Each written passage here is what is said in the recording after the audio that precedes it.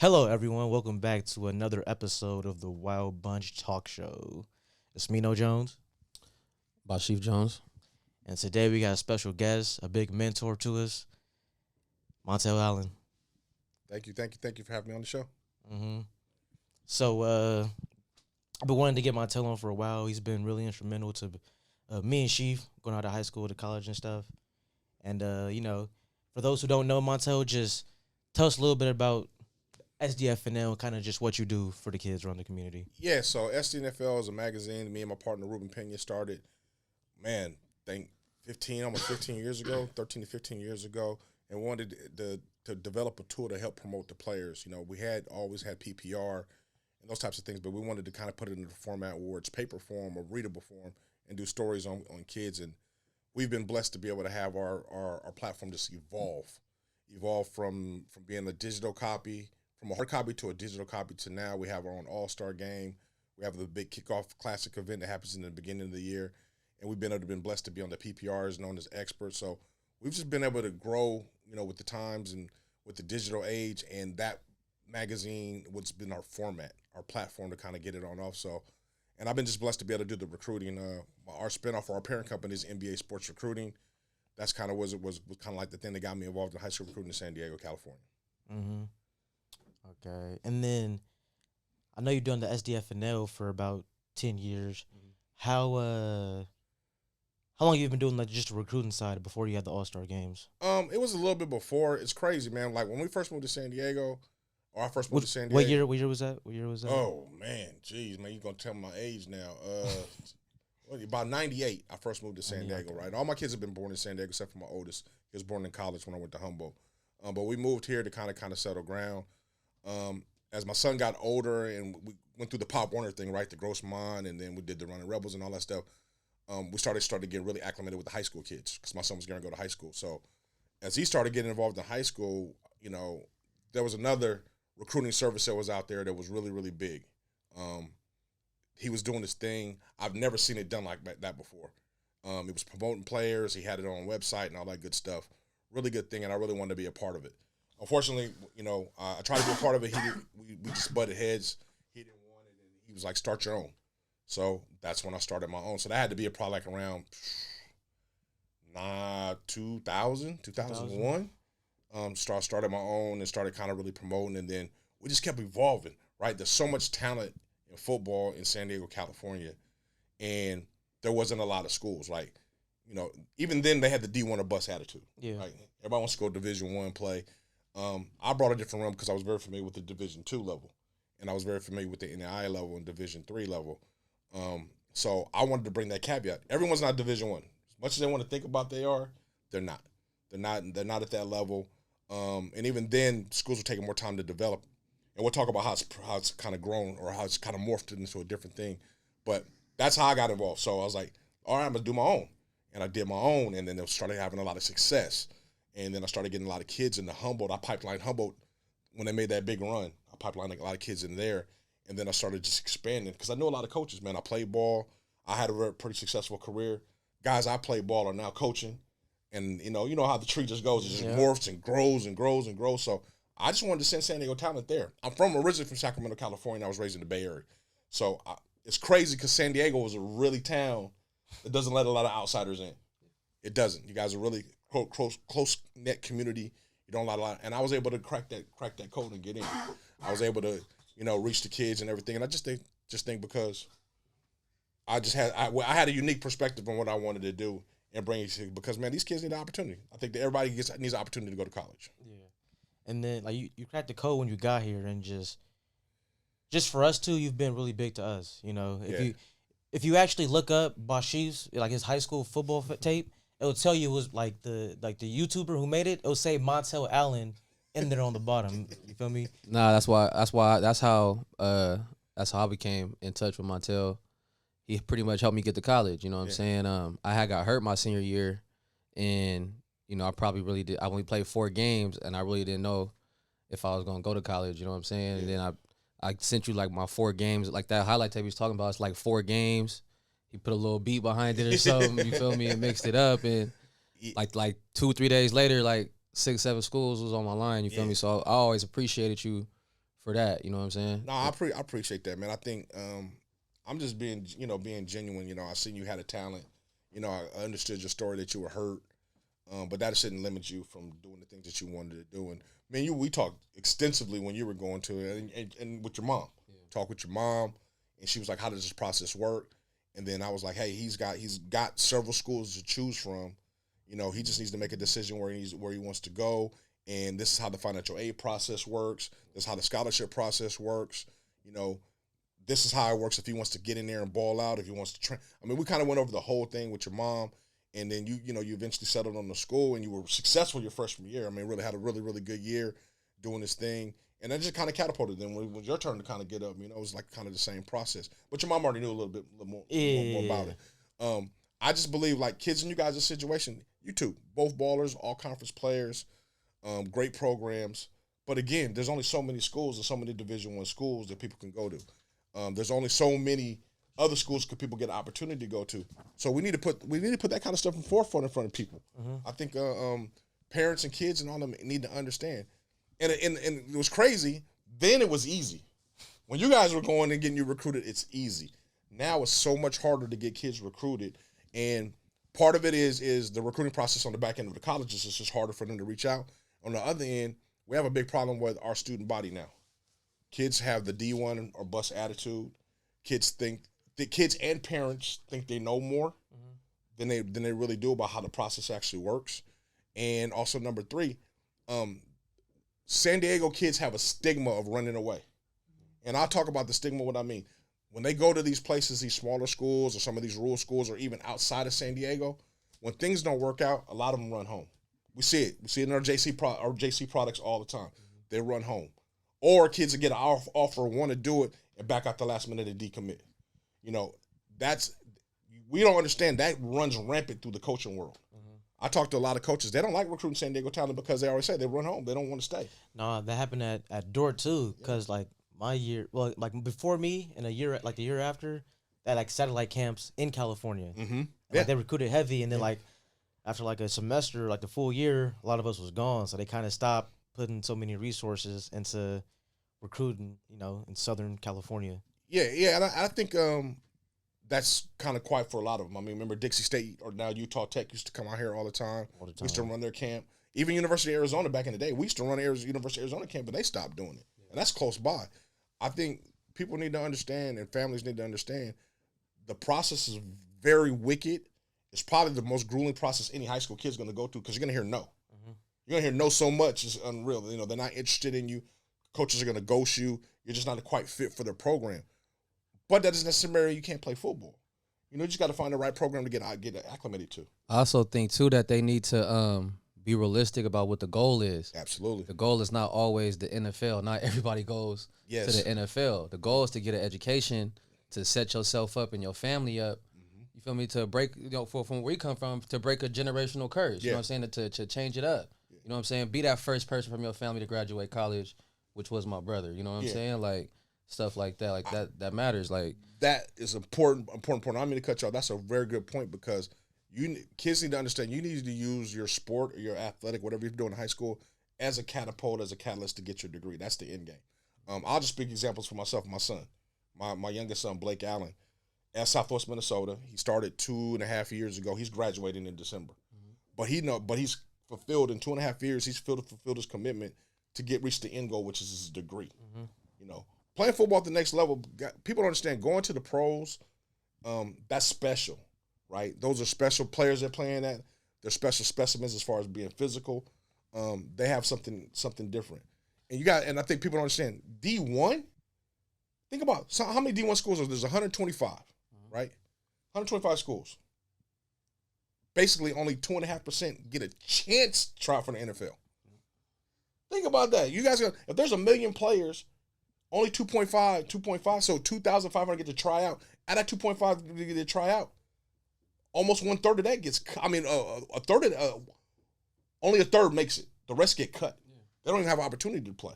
So you're talking about, 1 out of every 1 million kids are going to get a chance to try out for the NFL and get opportunity. And then a lot of people too think that it's not talent at those smaller schools. It's a lot of talent at them smaller schools. Like, people just go through stuff. You know what I'm saying? Like, It'd be dudes that went to jail or then had some kids and had to take a year or two off and want to get back into it. It's a lot of different situations why people end up at schools like that. So they got to understand that it's talent there too. So this dudes, it's not everybody, but it's some dudes at that level that could compete with guys that you watch on TV. It's just everybody's situation just turns out different. Oh, absolutely. I mean, I'm gonna tell you guys right now, the talent disparity is very small from Division 1 to Division 3. It's just resources and stuff like that. Absolutely. I'm telling you right now, you don't think a running back that comes from Division 3 from Cal Lutheran can't produce numbers if he was running behind the Utah's running? Most definitely. Exactly. Michigan, all them dudes. People think that the talent disparity is big. It's not. And in those small schools, like you said, there's always circumstances why kids in there. It could be grades. It could be a family emergency. Somebody was sick in their family. They got to take a break. Or it could just be they didn't get promoted enough to get the opportunity to get out there and get their name out there. There are dudes at Division II and NIL level that are straight ballers, and you're starting to see it in the NFL. Yep. They're starting to recognize that talent. If you want to see how good they are, turn on the XFL game and the USFL game and see what they're doing. Those dudes can play ball, and they can even play it at that level. And don't think because you're going to go to those schools, you're going to dominate. Because right now, I'm going to tell you guys right now, I don't care how good of a freshman you are, it's very hard for any freshman to go in any program and start his first year. I got some kids right now that's struggling with that. I'm trying to tell them. I've been trying to, you try to warn them, but they don't get it until they get there and they see like, man, I really got to earn every single rep like that. You might get 1 or 2 reps. And if you don't do something with that 1 or 2 reps, you might not get that 1 or 2 reps the next day. That rep, you know what I'm saying? It might be gone. Man, we talking X's and O's. We could be straight up. You know what's crazy? Because you got to be consistent at that levels, at the collegiate level. Consistency is everything. So the one thing the high school kids are, they have a problem of consistently being inconsistent. You'll make a play here, and then you won't make a play there. And like you said, your reps are limited. You only gonna get about 3 or 4 chances before they start rotating the 1s and 2s back in. The special teams reps is if you're on those teams. Yes. So kids need to understand, man. They really need to understand that opportunity there, you got to maximize it. And we already know. I hate to say it, man. Coming from San Diego, California, kids are lax. They are. They think the routine revolves around him, but it's because they are spoiled. They're spoiled at the. We spoiled with this good weather. We spoiled with these beaches. And all that, and then the kids don't really understand. Like, we're really spoiled out here in California with so much other stuff to do. Yep. It's kids really in Mississippi or Arkansas or somewhere, some farm in Delaware that's really trying to get it that this is all they got.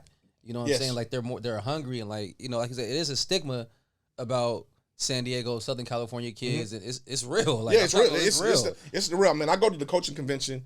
And man, I talk to coaches, and it's echoed over and over again. And I'm gonna tell you right now, at first I didn't understand it. Like, I'm fighting. Like, hell no, we got ballers. Y'all need to take a chance on them. But I've gotten burned so many times. I'll send a kid somewhere and he'll come back home. And I'll send a kid somewhere, it didn't work out. And California kids and San Diego kids, they use every excuse under the world. I mean, I have a story about a kid. The coach didn't mess with me. Like, what do you mean the coach didn't mess with you? Man don't know you. You got to make him like you. You got to make him. You got to show him something. And show him your worth. Man, it's not even that. It's even that. It's the academic and time management part too. Like, kids don't understand. They'll go to these schools and they think, hey, I can do what I was doing when I was balling in high school. No. You got to get up at 6 o'clock in the morning and make every workout. You got to get up and run at 7 o'clock in the morning. You know, after that, you got to go to meetings. Then you start your classes at 9 o'clock. Then you got to come back for meetings at 3 o'clock to practice again. And then you got to go to study hall after that. Now, if you're not playing, that's a hard thing to do. But also, you guys got to understand that's the process to get you on point so you can be consistent. Like I said, start being consistent with what you're doing. Most kids they miss the morning workouts when they're not playing. They're complaining on redshirting. Like you said, coaches ain't messing with me. Why would I mess? Think about this thought process. Why would I mess with you if you can't do the small things about attending something on time? Why should I give you opportunity? Get you fired and get me fired. You know what I'm saying? Yeah, like, you haven't earned the right for me to give you a chance when you're not even being consistent in the small things I'm asking you to do. So how can I depend on you in the big game to do what I need you to do to be consistent if you can't even go to class, if you can't wake up for meetings? That's why I tell my kids now, man, you got to enjoy it, because this high school football is really the last time that you're going to enjoy and have fun playing football, because once you go to college, it's business. Yes. It's really business. Yes. And it doesn't matter what level you are. You could be this big time recruit coming out of high school, and let's say you get all the way bullied down to Division III. the process is still the same. It's a business, you know. And the one guy I like to use him as an example, I didn't get the privilege of working with him, but the guy I like to use is Dylan Baxter. Probably the greatest high school football player we've ever seen. Hey, if anybody can get a line on Dylan Baxter, I've been hitting the homies. Yeah. I'm trying to get a line on him, get him on here, man, so the kids can hear his stories. If anybody can give me a line on Dylan Baxter, I got something for you. Don't you? I got something for you. Dylan Baxter was one of the most amazing high school athletes I've ever seen. And no disrespect to Reggie Bush, Dylan Baxter was a dude. He was a dude. And the fact that he went to USC, it didn't work out right, whatever situation he had. And then at the end of the journey, he ends up at Baker's. Baker's University, a small NAIA school in Kansas.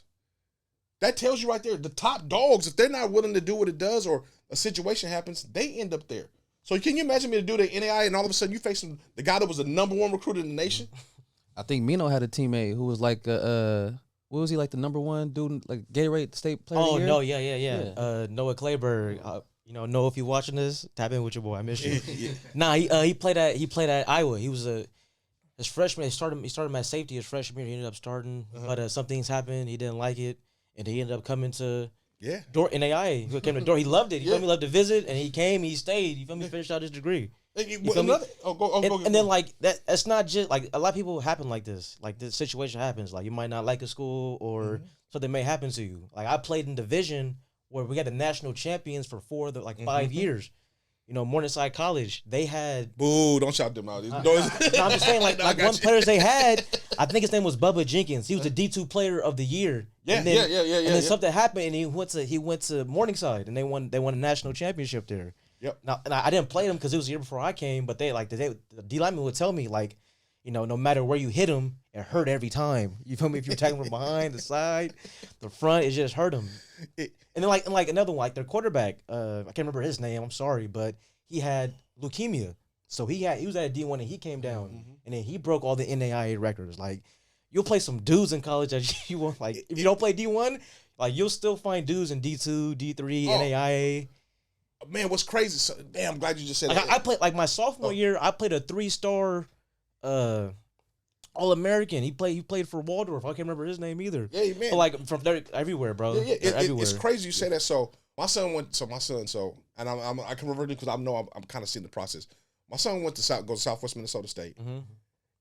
We had 11. I think year before last year we had 11 D1 bounce backs, and I think this year they had another additional 8. Dude. That's 19 Division I bounce backs at a small Division II in a rural area. So can you imagine where you got to fight for everything over there too? Yeah. So Ferris State. Think of Ferris State. Ferris State's division. They just ball with Montana. They're a fairly good Division II program. Imagine how many D1 bounce backs they get. And it's not that can't nobody play.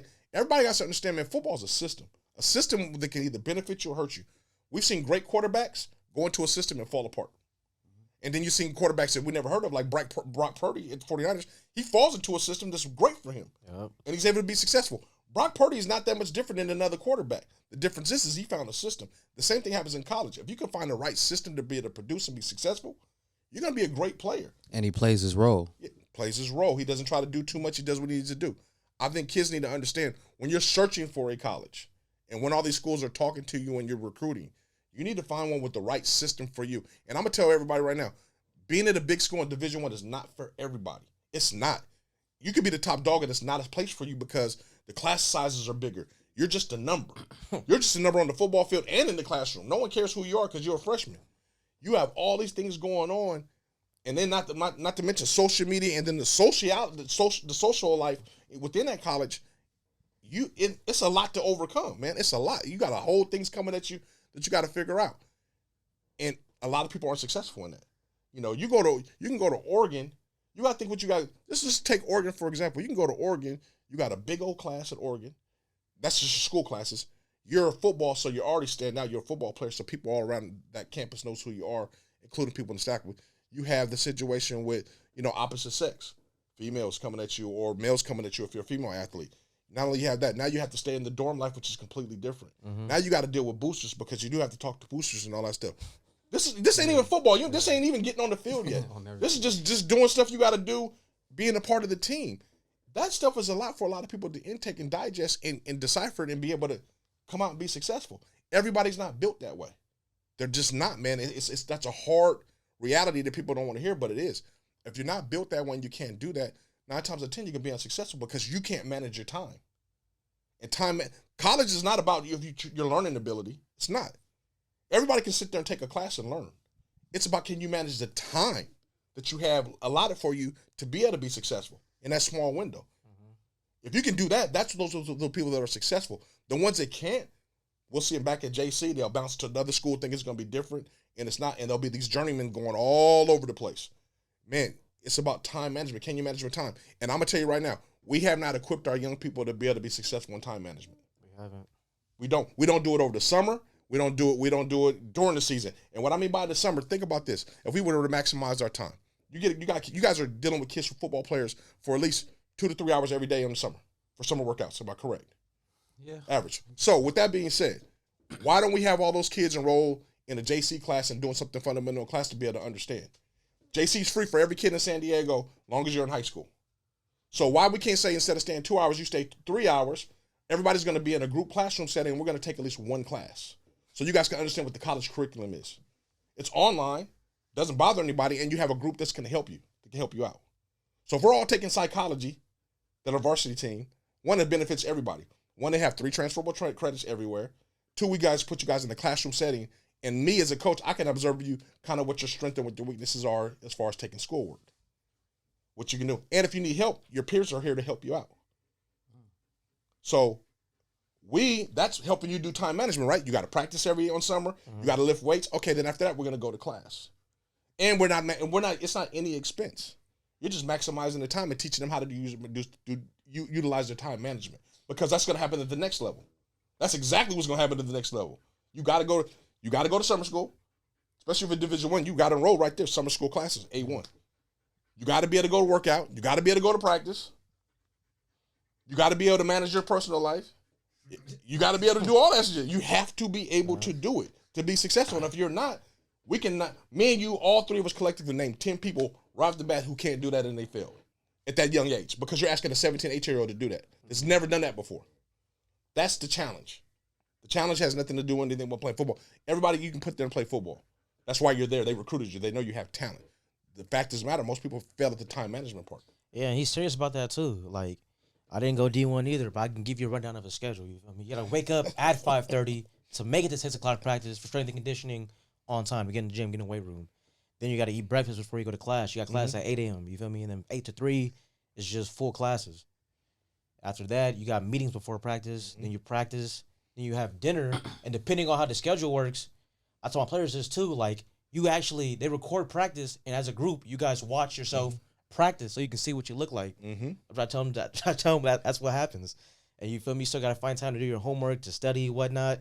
And then they track your sleeping hours too. I'm not sure how many coaches do it, but they tracked my sleeping hours back in college too. Yeah. They want you to get those 8 hours to make sure you're sleeping well.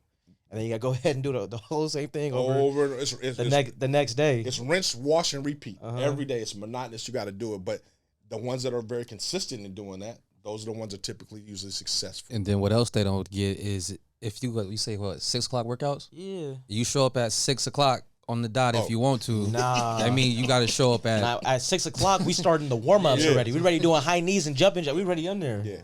It's funny, man. You know, the punishment for that. It's funny because kids get punished for that. And you don't get punished by yourself. Typically, a coach will punish the group, right? Yep. One running back late, all the running backs running. Yeah. One DB late, everybody's running. So now, you as a guy, a freshman, that you didn't have anything to do with, or you or the corporate, everybody got to run instead of 6. Everybody got to do running at 4:30 in the morning. Yeah, like so if somebody was late, you really get 3 strikes until I guess like really bad punishment. So like the first time, like every Wednesday or Thursday, then like one of the captains would do a punishment. You tell the person who got in trouble, who's late, you got a punishment, and they get in trouble twice. It's a position group. And you get in trouble 3 times, it's the whole defensive or offensive group. Yeah. And if you get in trouble again, you feel me? I talk to the head coach or something like that. Yeah. Now it's time we got to talk about if you want to be a part of this team or not. Are you built for this? And then another aspect I think that we always forget about is the financial part, right? Financial part is always a burden, especially when you go to smaller schools. I don't know if everyone understands the breakdown how that works, but Division I obviously is a full scholarship. D2 usually could pay up to 80% of your scholarship combined with your financial aid. NAI pays up to like somewhere the same thing, anywhere from 80 to 60% of your scholarship. Yeah, because like they do, like you get you'll get athletic and you'll get academic. Yes. And like just A mixture of both. And then D3 offers no athletic scholarship. It's all grants. Yep. So you get grants too with the D2 and you can go for grants. So I think what people need to understand is parents and kids get scared when they talk about debt, right? Debt. And in college loans and all these different scenarios. But there's a way to work those things out. Again, I just told you my son graduates in December. He went there on a $500 scholarship because it was after COVID year, so they didn't have a lot of money. They didn't go. He went on a $500 scholarship. The school costs anywhere, I think, cost $17,000 a year. My son is leaving with zero debt, and the way he did it, me and my wife don't qualify for financial aid. We don't. We make too much money, so we don't qualify for financial aid. So he's in there at the school with coming in. But what he did, he took advantage of work study. He took advantage of inside scholarships they offer. He took advantage of academic grants. And with those things, they help pay them off. I think parents and kids have to ask the questions, okay, I'm going to come here with the scholarship at Division II NII, but what is the best way that I can live here without any debt? Yep. And you have to ask it. No one's going to volunteer the information because they don't even give it to you. Mm-hmm. You got to just ask the questions and say, what can I do? What scholarships do I qualify outside of football? What can I do during football? I mean, you could wash laundry, which is part of your work study that helps you pay for it. So you start doing all those things and working that debt starts to ease out. You have $17,000, you got $2,000 worth of work study. That 17 goes down to $15,000. Okay, you got an academic grant or you qualify for a different kind of grant or scholarship. Boom, $4,000. That knocks that down now to $13,000. Without that, you get financial aid, which is $5,500. Now that $13,000 is knocked down again, down to $7,500. $7,500. Guess what? Hey, I'm gonna probably either go to Summer Bridge or I'm gonna make my sacrifice and work here for the summer. That takes off another $4,000. Now you're down to $3,500 to go to a school that costs $17,000. It's simple math. It's just if you're willing to do it. Most people, my son has to come home for the summer. Why? If there's an opportunity for him to pay that debt off that you're so worried about, make him stay and work. You know, with social media, then you ain't missing nothing right from home.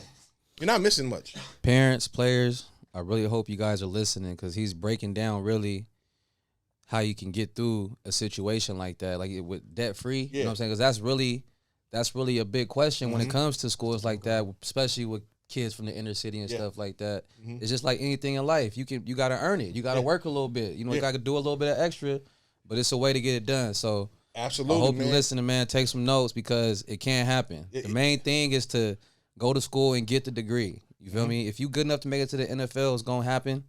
But the main thing is to go get that degree and set yourself up to change your family's lives. I think I told your mom, because she was talking about the loan, how much loan she had to take out or whatever like that. And I was like, you got to look at it instead of, we look at loan as bad or we look at debt as bad, man. That's an investment. It's not debt. Your mom invested in your education and your curriculum for you to be successful. My mom, you know, when she took out a loan, she invested. We took one from my older son or we had to take one for son, it's an investment in your education for you to be successful. I always say believe in yourself. I'm going to bet on me all day, every day. Yep. So if I got to take out $80,000 to get what I want to get, I'm going to take that $80,000 out and then I'm going to knock it on out. Because once I finish with this degree, now I have the ability to pay it back. You only take something, you're scared to take something if you feel you don't have the ability to pay it back. If I have the ability to pay it back, well, why not take it? It's going to benefit me now and it's going to benefit me in the long run. I think we need to stop being scared and get over that stigma of a loan. Oh, they're giving me all these loans. No. It's an investment in your child.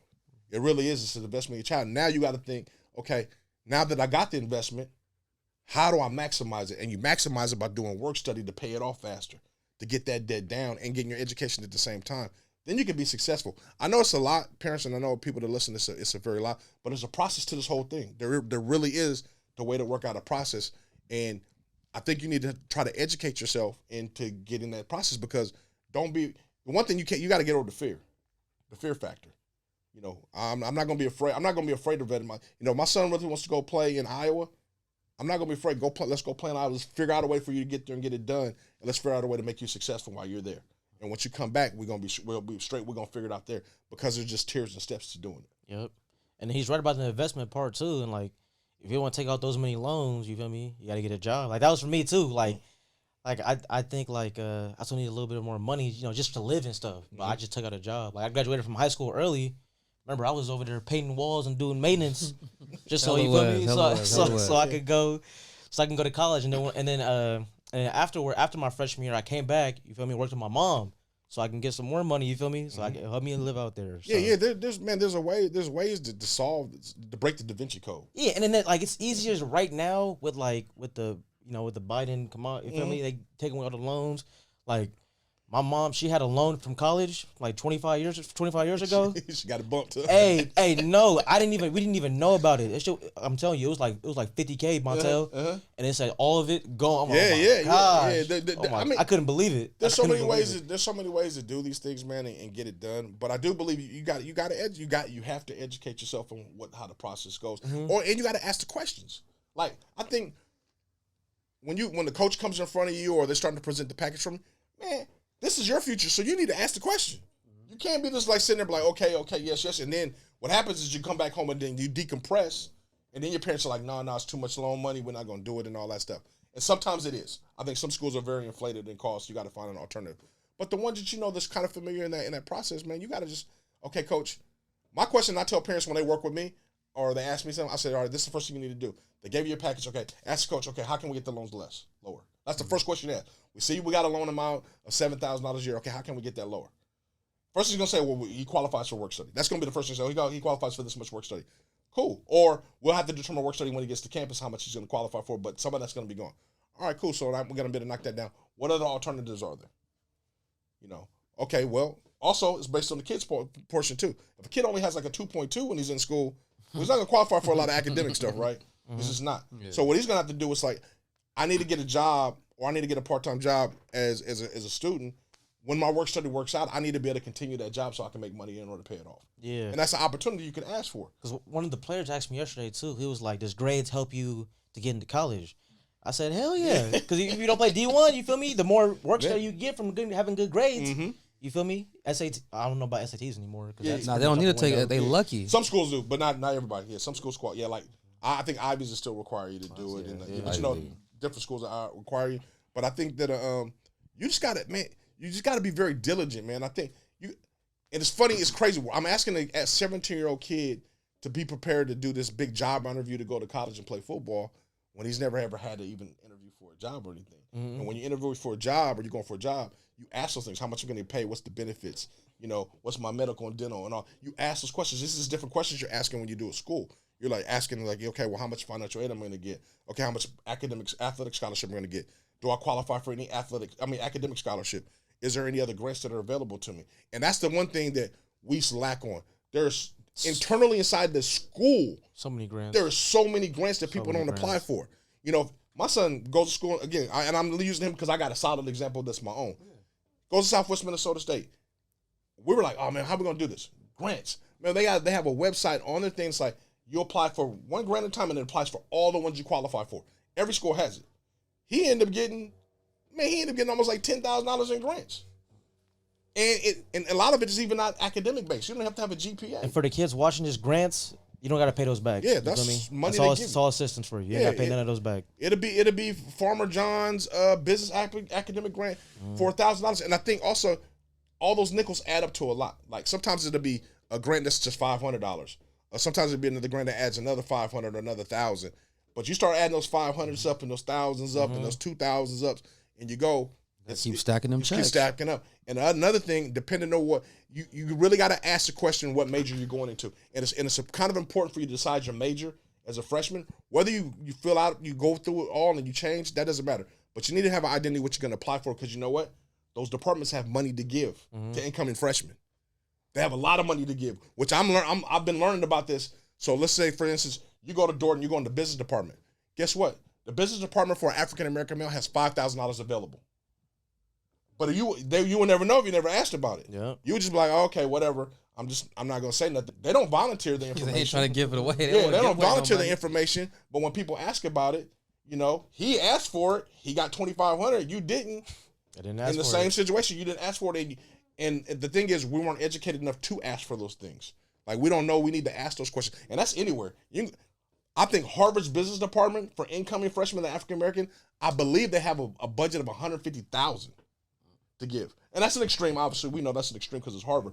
But can you imagine, just because you're African-American and you're going there and you happen to play football, you have an ability to be granted a chunk of that $150,000. They are trying to give it away. That's what I'm people. They want to give that money away. So my son's school, they have money, and trust me, I just learned about it his second year in. They're like, the business department has money. I was like, what? Yeah, all he has to do is go and ask. What do you want to ask the business department head? Say, hey, I'm this. This is my GPA. What's the minimum required? They was like, oh, your GPA needs to be a 2.7 above. We're automatically gonna give you $1,500. Boom. Easy. All he had to do was fill out a little paperwork, submit it in. He told his professor he submitted it in. Boom. Next thing you know, he had $1,500 deposited in his account.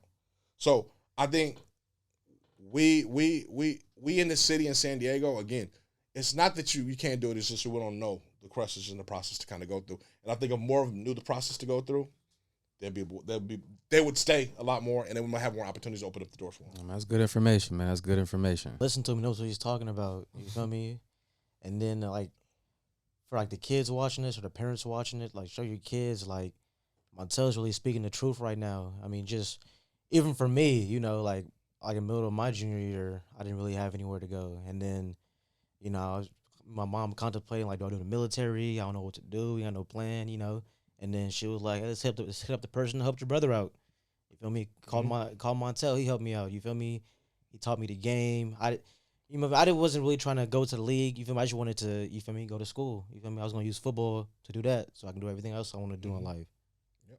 And that's what he's here. So, any question, anything like that, you should definitely consider reach out. Reach out. Me, Sheaf, Montell. He loves this. Yeah, my Twitter is at NBA Sports 1. You could always hit me there. Everybody sees my stuff there. So follow me on that and just friend me if you have a question or some advice. I'll give you some advice on what you want to do. And I also presented at a couple of schools. I got an opportunity to present to Cathedral a couple of months ago, and I have a whole platform on laying out exactly what you got to go through and what happens. And I think it's just important step by step, man. I think it's a process that people and parents don't understand, and it's hard to understand it, man. I mean, like we said, it's a lot going on, and you got to be able to weed your child through that. I think the one thing, and I think you touched on the Chief earlier, you got to be honest with yourself and your kid. Got to be honest. You can't say your kid is 5'6", 145, and he's a Division I guy. Bro. Oh, my God, man. You just can't do it. That's not 5'8". Yeah. 160 pounds. And he's talking about me. He's talking about my size. Talking about my measurements right now. I'm just saying, you like me. You can't tell me that a lot of people come to him. I just be like, well, you see Rod? Is he going to tackle Rod every play in college? You feel me? Because it's a gang of Rods, and you know what I'm saying? They hold answers. I'm trying to tell you. You know the funny part? Because everybody was like, well, Robbie Rouse did it. He was different. You guys got to understand. Robbie Rouse's body of work was so incredible. Yeah. It's ridiculous. But then they don't understand, if you're that small, you have to do you got to be super shifty, super fast. And Robbie was built. Yes. He wasn't no skinny. Yes. Robbie was built, legs, shoulders, all that. You feel me? Yeah. Robbie was a supreme athlete. He just happened to be in a 5'7" body, right? 5'7", 190 body. Supreme athlete. But I think people always, well, my son's the same size as him, but your son's not dynamic like him. Yeah. And one thing I think kids need to understand, this I swear, I'm looking at the camera, you need to understand. Just because you're the best player on your team doesn't mean just because you think you're all conference, and just because you think you're the best player in the city, doesn't mean you're Division I. It does not equate to being Division I. You really need to be honest with your kid, and I think the best way to do your homework, you need to go on these rosters and look what the size of those guys are. And then beyond that, you need to go back and look at their measurements and look at what they did in high school to see if your numbers are equivalent to what they're doing. Mm-hmm. That's why I like when me and Carter take our kids to these different colleges. Mm-hmm. And we get to walk through the weight room, and they actually see how big some of these dudes are. Yeah. Like a kid, Micah, we was just talking the other day, and he came from LA, and he was always talking about he always wanted to go to USC and all this stuff. And then we went to a USC visit, and he walked through them, and he seen how big. He was like, yeah, I'm probably not going to USC. Oh, man. It was so funny, you know what I'm saying? That's hilarious because, my son's smaller stature, right? My son and Blake's smaller stature. So he's playing. He's playing there. First thing he's like, oh my goodness, Dad, look how big they are. Like, how big. Like, freshman year, he was like, oh, smack. Yeah. And this is D2? Yeah. I can't imagine playing Division I. Mm-hmm. And quick thing. So, in our conference in Division II in Southwest Minnesota, the average D lineman is 6'3", 305. Average guy. My son right now D2. My son plays running back. He's 5'9", 190. My son is the smallest running back on his team by 20 pounds. I don't think people understand that. 5'9", 190 is an average size guy. He's the smallest by 20 pounds. So you guys got to understand, the average is coming. You being 6'2", 190 playing offensive tackle, think you're going to go step aside play somewhere. That's not going to work at those levels. It's just not. It's an attribute-driven level, ability-driven level, at all levels, Division I all the way up. So, again, you have to be very honest with yourself. And parents, you got to be honest with your child. Like, I have candid conversations with my son all the time. My son had ambitions to go Division I like everybody else. But I was very candid with him in our conversations. Just like I'm in with you guys when you guys are asking about recruiting. Yep. Like, this is what you're going to get. Oh, man, I think I could. No, I'm sorry. That's not going to happen. Yeah. Now, as much as you guys want to be Division I and much you want, I can't make you stretch to be that one, and your ability just doesn't show that. And I'm going to tell every kid, I think every kid in San Diego County right now has the ability to play college football. Most definitely. But it is not Division I for everybody. It may be NAIA, it may be Division III for some, and it may be Division II or Division I AA. Kids, everybody in San Diego that's starting right now on the team has the ability to play somewhere at those levels. The bottom line is, if you don't get it done right on Saturday and playing on Saturday, you'll never have the opportunity to be viewed to play on Sundays. Never. You got to be able to play on Saturdays, whether you're in any of those levels, in order to get an inkling to get looked at to have the possibility to play on Sunday. Like Archie. Yeah. Archie wasn't D1. You had Archie on last episode. Yeah. You feel me? He wanted to go D1 AA. Yeah, I think there's a lot of kids, like when I played the Division II ball, we had a guy drafted like almost every year at Humboldt when I was there. We had Harper, Scotty Reagan, and several. Humboldt has some guys. Yeah, we had some good guys that played. So I think, and then at my son's level right now, and this is now we're fast forwarding to now, in that conference, it's a guy that played at Mankato that's playing in the league right now. Is it Cup? It's one of those guys that were playing on the Rams, one of the receivers that play there. So those guys out of that conference, this goes to Division I every day, that's good and drafted. But you got to get yourself in the game and playing at those levels and excelling at those levels. If you don't, if the thing holding you back is because it's located somewhere different, you're not built to play in the NFL anyway. Yeah, I got to talk about that. Yeah, for like the California, San Diego kids, like, if you want to, you feel me? There's not a lot of schools in California. If you want to go outside, you got to be ready because it's going to be cold anywhere else. It's not here. Yeah, it's going to be cold. I think the weather's just one aspect. That's a big aspect, though. They don't realize till you get there. You feel me? But it's something you can overcome, right? You can overcome. I overcame it, but you feel me? But I think also just the social. I went to Iowa for, what was out there? Like 3-4 days? Yeah. I was cool. Oh, it was like really cold that time you came, though. Snow. I had to get the windbreaker, the hoodie over that, the scarf. But I asked you something. If you had the opportunity to play 4 more years of football, would you go there? If that was the only place you can go, would you go play there? Almost definitely. See, that's what I'm saying. I had to do it. I had to wear like a long sleeve Under Armour, a thermal underneath, because the thermal to keep me warm and the Under Armour to keep the wind. The cold isn't even the worst part. It's the wind. It's the wind. Yeah. So the wind wouldn't cut through my sleeves. Hold. Those hand warmer things they got. Yeah, that's money, dog. Hey, I used to wear like cotton gloves under my football gloves. But did you get those smash, those things you crush for your hand warmers? Yeah. Dude, whoever invented that you need to get him on the show because dude is a G. I mean, my son played in Augustana, man, and where icicles are forming on the thing, but his love for football outweighs him going through the goalpost. Yeah. So he wanted to play football so bad it outweighs what else is going on. I think kids need to ask themselves. That's another thing I think every coach need to ask their kids. Do you really want to play football at the next level? Saying just I want to play ball. No. Are you willing to do anything to go play at the next level? Like, are you willing to sacrifice, being away from family? Are you willing to sacrifice going to cold weather? Are you willing to be in a situation where the racial disparity is way, way off? Are you willing to do any of those things to go football? And if the answer is yes, all that kid, he's ready to go. If the answer is no, it's always going to be a problem. Those are going to be bounce backs. I've had parents contact me. Well, I don't want my son to go there because it's going to be I feel it's racist out there. Well, my mom was gonna say one. Yeah. Well. Okay. So let's think about this. If it is racist out there, probably not the first or last time he's ever gonna be called the N-word. Let's be real. That ain't the first. That won't be the first if he's out there, and it damn sure won't be the last in his career that he's been called the N-word. So if he can't learn to get over that and fight his way through that, it's gonna be hard. Yes, is there more more Caucasians compared to African Americans. Yes, There will be. but you got to kind of figure out your way and get through your lane and get that. You have to be able to get over all those trials in order to be successful in college because we don't have those no more. That opportunity is no longer in California. That's life, though, man. You want to go, you Exactly. want to get one of these businesses and get into that corporate world. You got to college. learn how to talk and I'm in it be already, around brother, different man. type So of I already people. know. You know what I'm saying? So, and this is crazy, man. For black and brown, it's so important to get your education. I work in the high tech world. I work in a company that we have 20,000 employees. 20,000 employees globally. We barely have. We have less than 1,000 African Americans in the company. Less than 1,000 combined African Americans and Latinos in the company. So you got to think. I work.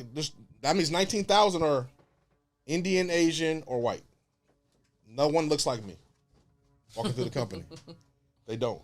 But like you just said, that's real life. Yeah, You're gonna go to college. This is kind of the same thing. It's gonna be a lot of people that are Caucasian, different other races, and they're not gonna be you, not look like you. But you still gotta learn how to carry yourself. Yeah. And talk And even like going over all those factors, play football. There's more than life too. You feel me? Like say you want to get the business you want, or for me, you feel me? It's just take care of my mom. You feel me? It's 5:30 and it's 30 degrees and it's snowing. I don't want to go to practice. I can call in sick, but hey, you feel me? That's your I gotta go out here, so I go out that's so I your can go. motivation, man. And I go get mama that new house. I think everybody has a motivation, That's what but it gotta again, be. You that gotta find it. motivation's gotta get you over all the elements that you don't like. And it will. You feel me? You gotta Yeah. get up at 8:00 for this class. I don't want to do it. I can call in sick. Yeah. Go get this degree from mom though. You feel me? That 3-hour class you take, and you're like, Yeah. man, I do not want to sit through here. I just got out of practice. I got to sit through here this whole time. And by the time I get out of here, the food's going to be closed. Ain't nowhere to go eat. I mean, you got to get over all those things. And those are small. Those are minor things. Like, you're looking back, it's minor. But when you're in it, it's thicker than what it is. But kids just got to understand, man, if you really want to go play, this is what you got to do. You really have to sacrifice yourself to go do it. And the end of the rainbow, like you said, is not going to the NFL. It's getting that degree. It is. That's what all that sacrifice, all that hard time, all those practices, all those late nights, getting up in the morning, all of it's not for to go to the NFL. It's for you to get that piece of paper and that degree, so you can come back and show like you with your degree. Talk about opening your own businesses and doing those things. That's gonna give you the platform to do all those good things. So man, I want parents and kids to realize it. You know, and I know guys, oh man, he just don't believe in me or not like that. It ain't I don't believe in you. That has nothing to do with it. Gotta be realistic, man. You have to be realistic, you know. And I hate when people say, "Oh, I don't have a plan B." Really? You don't have a plan B. But you know what's gonna happen? Plan B is gonna happen anyway, regardless. You know? And we've seen it all. I'm going to the lead. I don't care if nobody believes in me, blah, blah, blah. I'm gonna walk on here. What happens after a year go? You know, I think I'm gonna transfer and do this. Oh, I'm not even playing no more. I'm going to get my degree. Man, plan B is gonna happen regardless if you want it or not. Don't get me wrong. Don't listen to these pipe dreams just on ESPN. You know, they tell you these hard stories. Oh, he came from a hard background and he made it. Man, that's 1 out of 15,000 that didn't make it. Yep. So don't give me that hardship story. Hey, I came from the humble beginnings. No one believed in me. I transferred here and I bounced to Division I and now I'm a starter and all this. Man, dude, that happens. One, he was probably a phenomenal athlete before, and just some roadblocks happened where it prevented him from doing that. That doesn't happen to everybody. You're not that guy. You're not that guy. I hate to be brutally honest with some, but people understand. You're not that kid. You're not the one that's gonna make it with all those obstacles and be able to do it. See, and this is he's being honest, and this is why, you feel me, I still keep in contact with Montell afterwards. You feel me? He helps you out because he wants to, and he keeps it 100. You feel me? So this is kind of how I want to end it. If the people watching, the parents or the kids, if you had to give them just one, we talk business, we talk life, we talk football. You have to give them one piece of advice. You feel me? One piece of advice I would just What would say. you give them? Stay focused, right? Stay focused on the prize and don't let anyone deter you from getting what you want to get. But you got to be honest with yourself what that prize is going to be. You really do. I mean, we all have aspirations to be rich and millionaires, but you have to be very honest with yourself and really map your path on how to get there, and just understand it. Lastly, also just be receptive to feedback. We have so many kids that just, as soon as you give them any constructive criticism, they got an attitude about it. I think that's my biggest, like if I could talk to my younger self, I would say just listen to everybody and soak up all the information that I was getting. You know what I'm saying? we're young. We just we're Hey, man. kind of stubborn. You know what I'm saying? God gave us 2 ears and 1 mouth for a exactly, reason. exactly. Just listen because Yeah, people whether it's good or bad, you can learn from it. You know what I'm saying? Absolutely, and I think you really got to be receptive to criticism, man. And I'm gonna tell everybody right now, my philosophy is criticism is nothing but instructions to get you better. I'm not gonna critique you if I don't want you to get better. Coaches aren't taking their time to critique you and correct what you're doing if they don't want you to get better. It's not to mock you. It's not to clown you. It's not to make you feel funny. I'm giving you instructions to get better, and when I'm at the goal we're trying to achieve. So I think when kids take that, they should be successful. That will probably be the biggest part I take away. What's up, everybody? I hope you're enjoying the podcast. Just want to let you know we got pretty wild in this conversation, so tune in.